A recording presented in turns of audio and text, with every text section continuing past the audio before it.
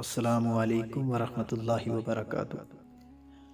دوستو، امریکہ میں جب ایک قیدی کو پھانسی کی سزا سنائی گئی تو وہاں کے کچھ سائنسدانوں نے سوچا کہ کیوں نہ اس قیدی پر کچھ تجربہ کیا جائے۔ تب قیدی کو بتایا گیا کہ ہم تمہیں پھانسی دے کر نہیں ماریں گے بلکہ زہریلا کوبرا سانپ ڈسا کر ماریں گے،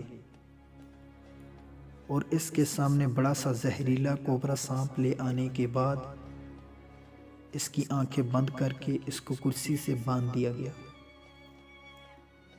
اور اس کو سانپ نے نہیں بلکہ 2 سیفٹی پن چبھائی گئی، اور قیدی کی کچھ سیکنڈ میں ہی موت واقع ہو گئی۔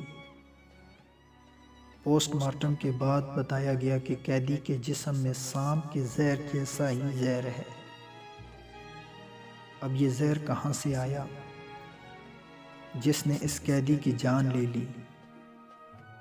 وہ زہر اس کے جسم نے ہی صدمے میں جاری کیا تھا۔ دوستو، ہمارے ہر عمل سے خواہ مثبت ہو یا منفی توانائی بنتی ہے، اور وہ ہمارے جسم میں اسی کے مطابق ہارمونز تیار کرتی ہے۔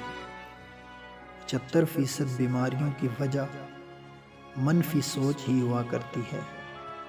آج انسان خود ہی اپنی منفی سوچ سے خود کو ختم کر رہا ہے۔ اپنی سوچ ہمیشہ مثبت رکھیں اور سدا خوش رہیں۔